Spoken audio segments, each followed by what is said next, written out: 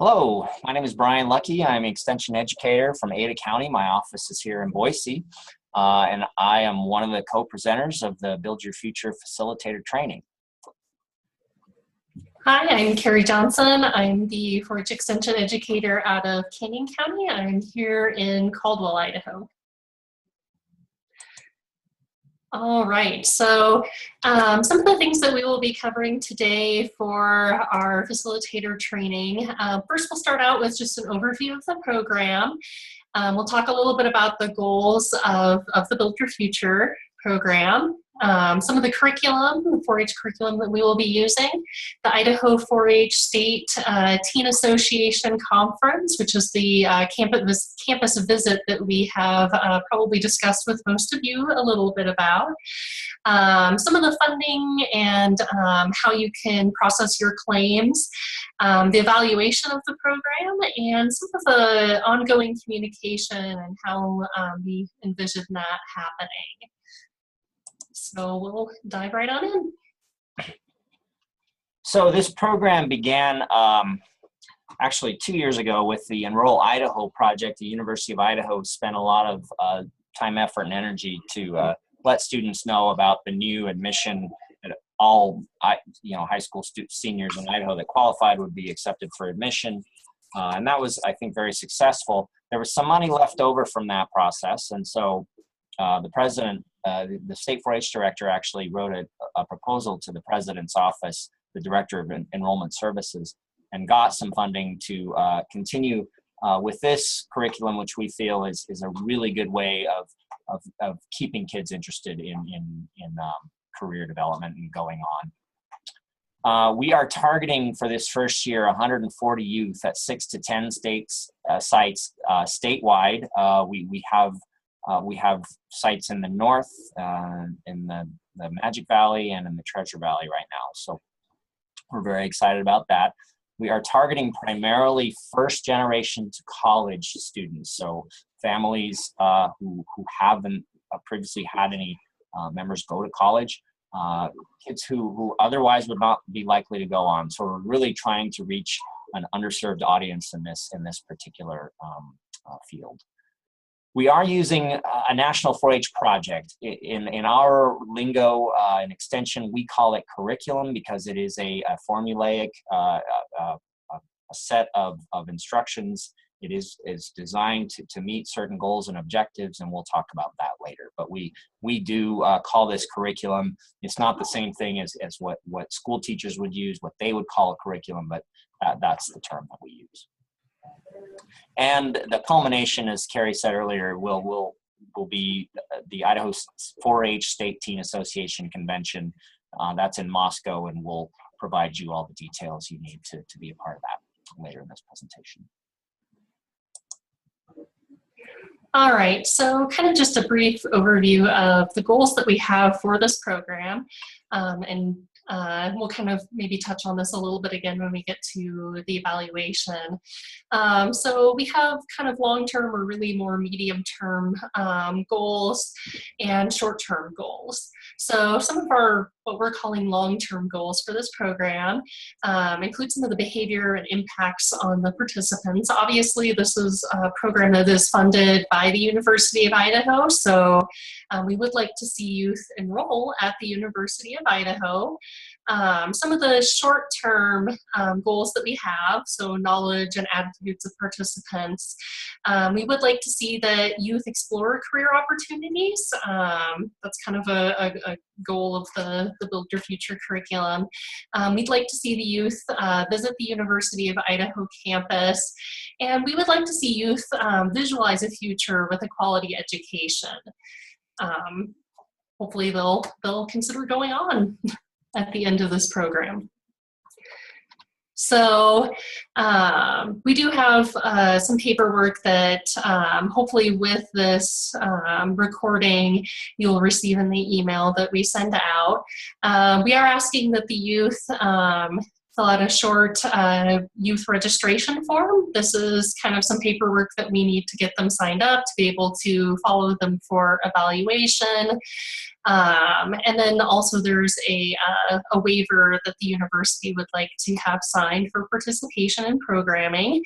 We'll also send you a youth attendance record, and this will be important for several reasons. One, for some of our funding and getting you paid back for certain things, but also so that we can have a record of whether the youth meet the requirement of participating in 4 of the 5 activities that we are asking them to participate in order to go to the campus visit or to the Idaho 4-H staff conference.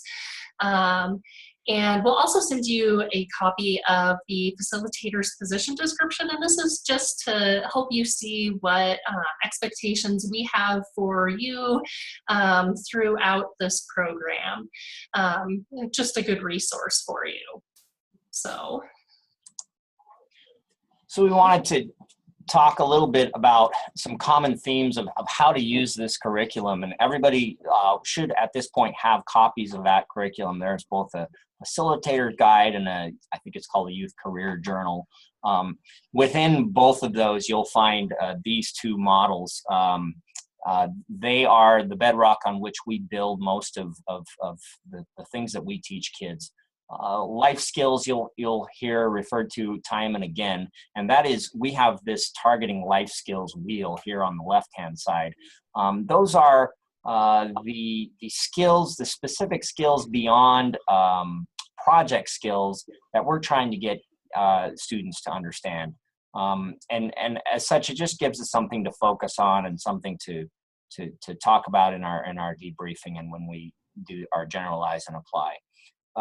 And you'll see that we have linked this to our national model of head, heart, hands, and health, and how that relates. So we think that's a pretty effective model. We've been using it for about 20 years and have had good results.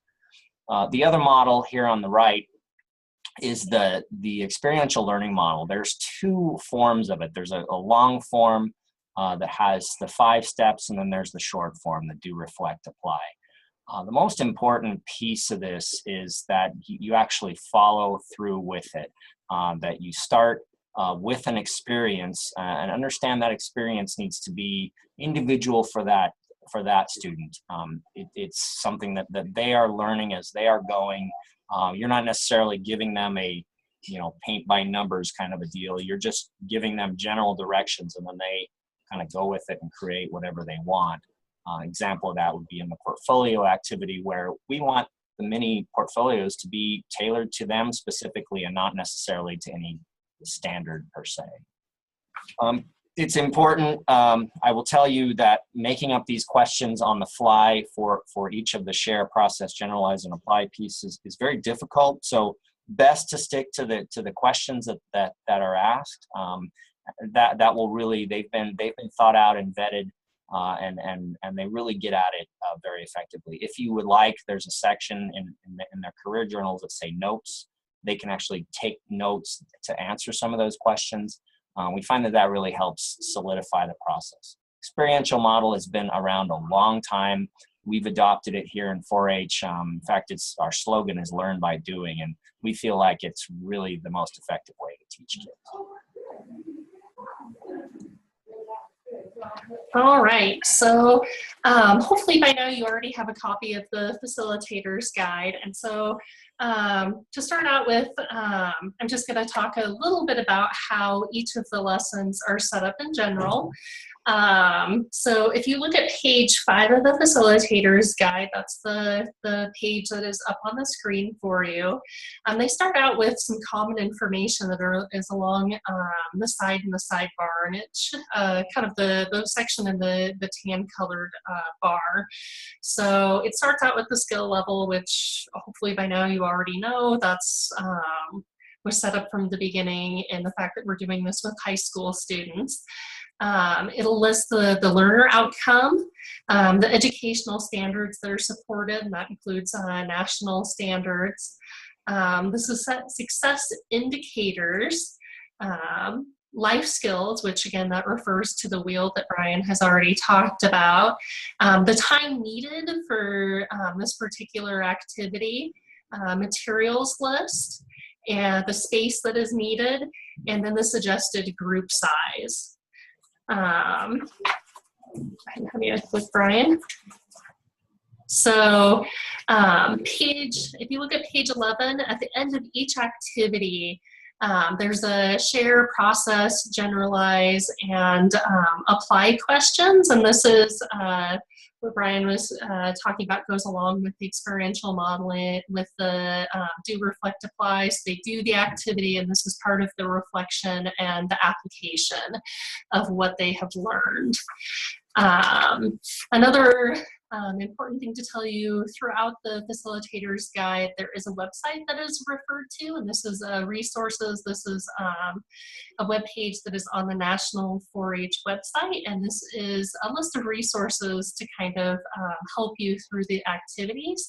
I do suggest that you go and explore and see what kind of resources have been supplied by the national level of 4-H for you. So we'll go ahead and jump in and talk a little bit about activity 1. Okay, so there's just a couple of adaptations that need to be made. By definition, the students that you're working with will not be 4-H members. So there's a set of questions here in activity 1. I think it's on page 5 or 6 of your facilitator's guide. 6, I think, that says something about that. Ask them what 4-H projects they've taken. So the adaptation is, ask them about extracurricular activities that they've done, and that's more than just sports. That's anything they do in the community, or it can be a job, it can be church youth group, it can be after school program, and if that even we really don't do any extracurricular activities, then talk about, well, what kinds of extracurricular activities would you like to do? The idea here is just to get them to see how those activities kind of focus up with possible career choices. Understand that masks, this has an activity where you cut masks out, and you have to have those pre-cut.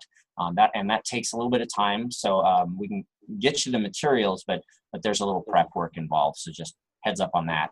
And then also just take note of which careers the youth are interested in, because that will become helpful for you to plan the second activity.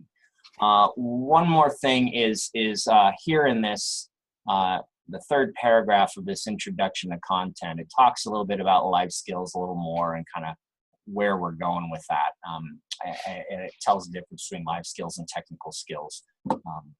So that's just more part of the 4-H philosophy.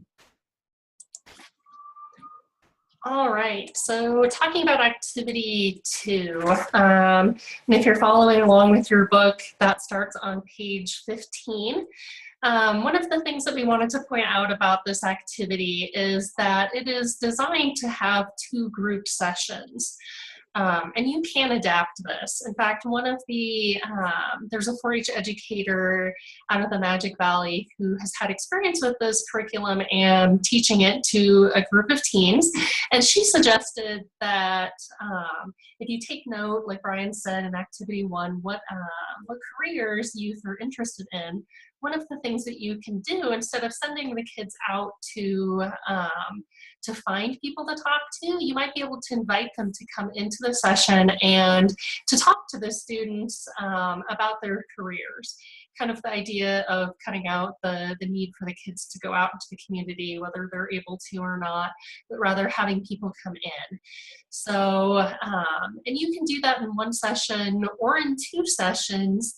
As hopefully by now you kind of already know the group that you're working with, or can talk to somebody at the school or the organization that you're facilitating at, and see what might work best for those students.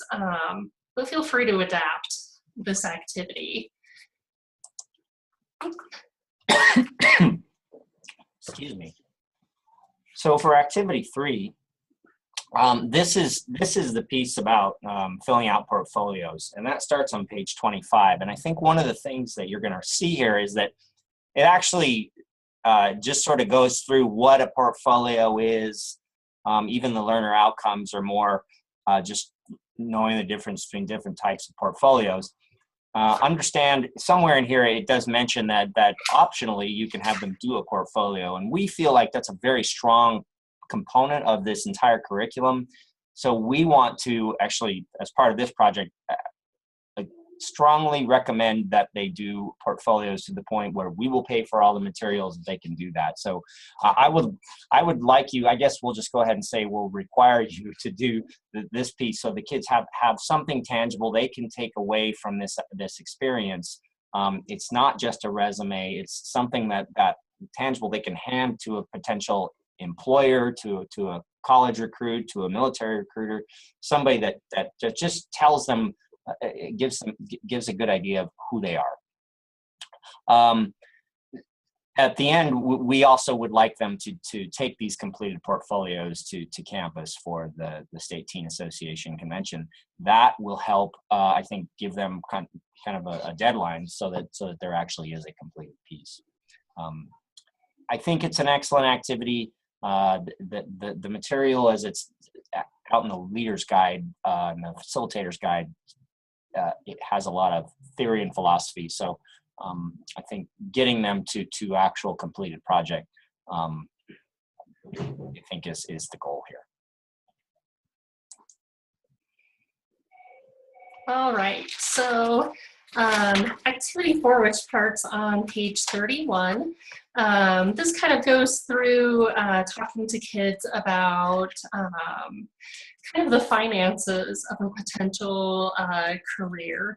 So if you look at the activity that kind of the what we're reviewing right now comes from page 34, and this talks a little bit about you know, they look at the education that they need to do that career, what kind of entry-level salary they might have, talking a little bit about advancing through that career, what kind of education or training they will need to achieve that goal, how much that costs, which is a good activity. But one of the things that we would like to see added is a discussion about something called gratification, and that is, you know, what kind of satisfaction will they actually get out of that career?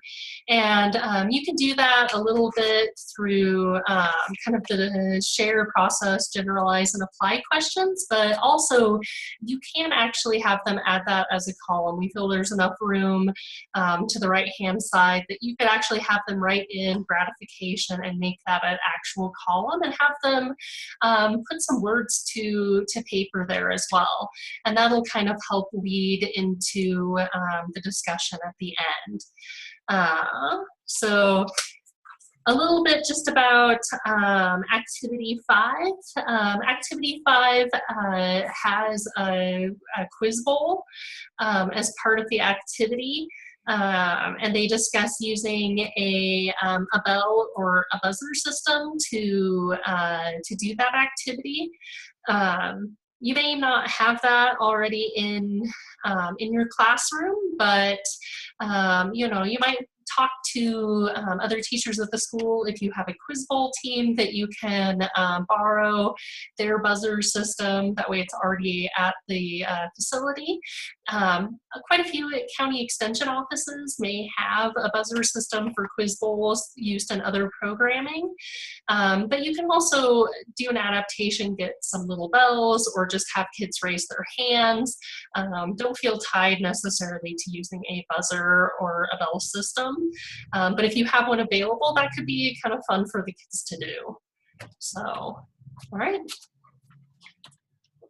So we want to emphasize that there are 9 activities in this, and the activities 6 through 9 are optional, and that was something that was given to us when we started working on this program, that the state 4-H director suggested that he wanted for sure activities 1 through 5. Activities 6 and 7 talk more about entrepreneurship, actually doing a project there. They are optional. You can go through them. We feel like activity 8 fits really well with what we're trying to do too. So especially when it talks about the setting goals and breaks them into short-term, intermediate term, long-term. really gives them a real world, not real world, but a theoretical activity. They can write out some goals. That goal shield, I think, is really good stuff. And that's that activity starts on page 73. So if you wanted to use that one, again, we would help you out with expenses for any supplies for that one. But it is optional. And activity 9 is also is a wrap up. It's not a big deal. I was told it doesn't take long at all to do. So if you find value in doing those with your students, by all means, please do.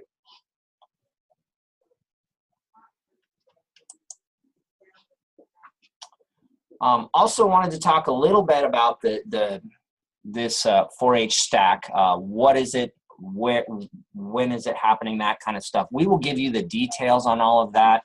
It is the actual conference is in June the 26th, Monday the 26th through Thursday the 29th. We will actually have buses that run throughout the state that go up there. I'm going to take this a little bit out of order, but the buses will leave early Monday, in some parts of the state, very early Monday, to get there mid-afternoon in Moscow to begin. And we'll leave Moscow again mid-afternoon, early afternoon to get home later that evening on Thursday, the 29th. All that is part of the registration and will be covered, the transportation. The convention is broken up into tracks. There are 6 hours of educational content. Youth can choose to take one subject for all 6 hours, or they can do individual 2-hour blocks. All of those workshops will be geared towards career development in various areas, mostly and it'll be taught by folks throughout the university. Because it's the middle of summer, it's not always easy to find people who are still around and willing to teach. But we're still, I think, working on getting high quality workshops because 4-H is affiliated with the College of Ag and Life Sciences. Some of those I think will be geared towards those fields, but we do have some science and some engineering as well. They're all designed to be fun, summer type activities, not necessarily academic in nature. All of the meals will be covered except for anything on the bus on the way up. So if you leave exceptionally early in the morning, you may want to pack some food to eat on the way, to snack on the way. The buses will stop at rest stop kinds of places. Particular restaurant and there's a Subway and a A&W at New Meadows where a lot of us stop coming from the south. So that's an extra expense. And also coming back, the kids will get a sack lunch. That will cover most of us coming to, say, the Treasure Valley, but if you're going on to the Magic Valley, you may want to stop. They may want to stop and get another snack. So the funds for that are not something that we can provide.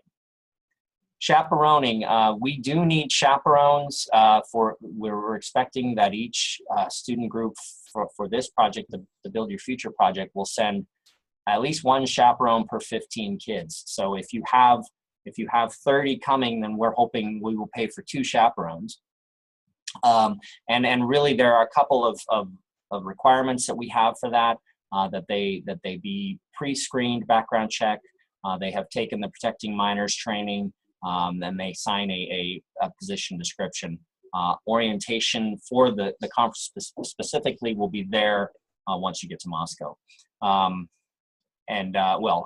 For chaperones. So we'll make sure to cover that as we progress. Also, the orientation, conference orientation, many counties do those orientations, some do not. We'll probably do something similar to this format, closer to the time, so that kids feel like they feel comfortable with going there. We'll also make sure that the registration packets, when they come out, they're due out in early April. We'll make sure all the sites get those. Those will be due in May, and they will be on paper because the electronic communication is the electronic registration is something that we do for 4-H enrolled members. These students are 4-H participants, but we will not require them to be enrolled, because that's an extra step that we don't need to do for this project. There is opportunity for the kids if they're interested to participate in our talent variety show, but that short act must be prepared beforehand. There's a place for it on the registration form, and I think it's on Tuesday. So just quickly, they'll do a quick rehearsal, quick audition, and go. So if your kids are interested in that, your students are interested in that, please have them. They'll have to bring an instrument, anything except the piano. Obviously, we can provide that.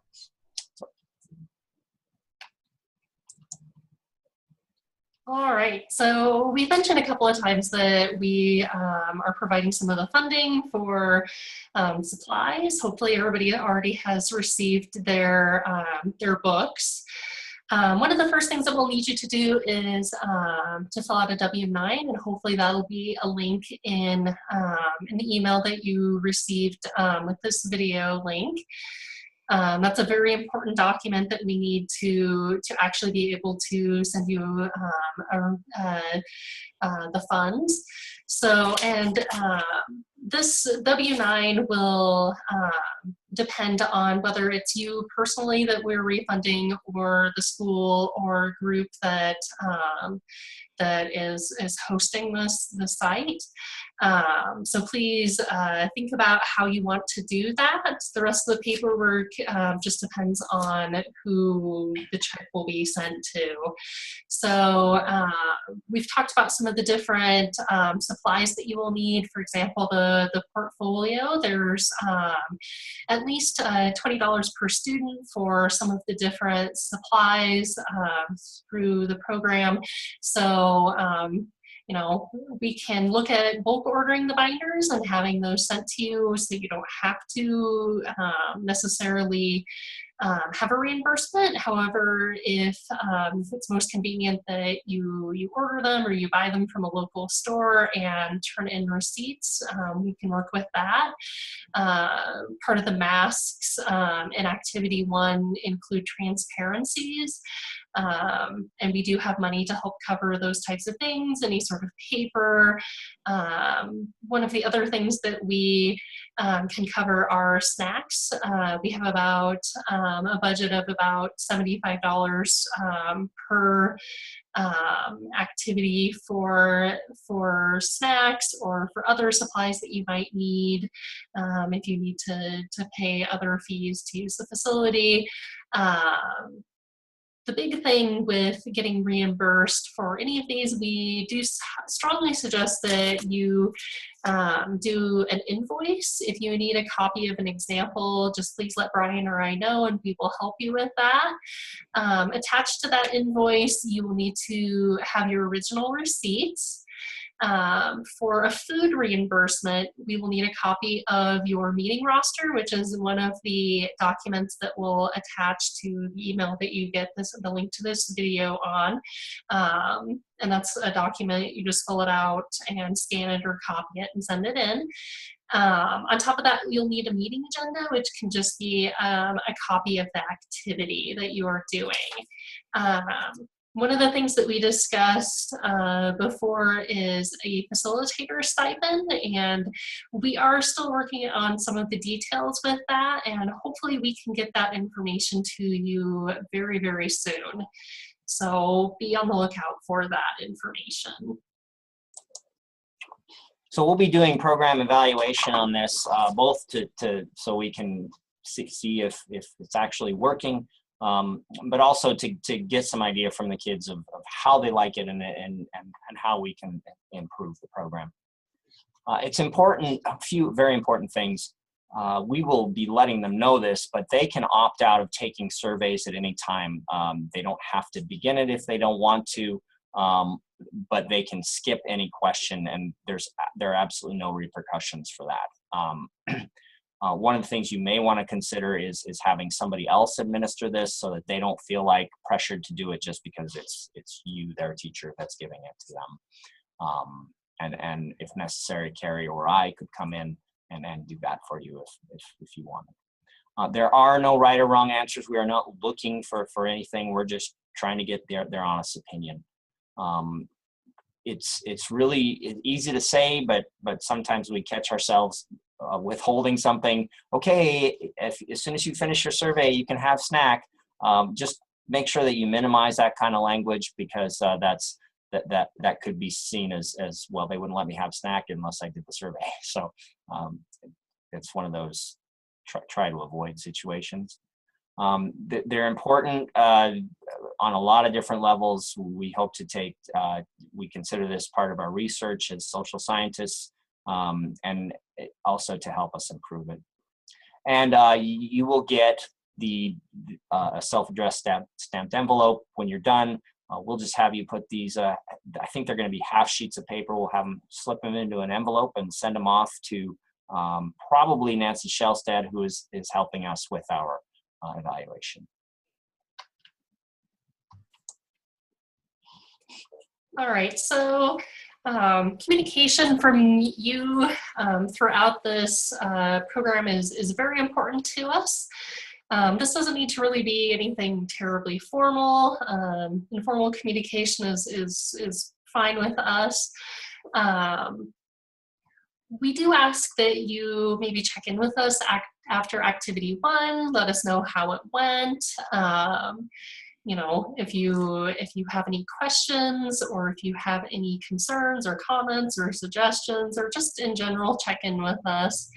But feel free to contact us with questions or comments or suggestions for the future at any time throughout the entire program. We're here to support you. Our contact information is there on the screen for you, just in case you don't already have it. But, you know, we want to hear from you, and we want to make sure that we are supporting you throughout this program. And especially at the end of this presentation, if you have any questions on the things that we covered, feel free to email us, to call us, and we'll be glad to talk to you about any questions that you have. So with that, thank you so much for watching the training today, for participating, and for being willing to sign up to do this program. We're really excited about it, and we hope you are too. So thank you.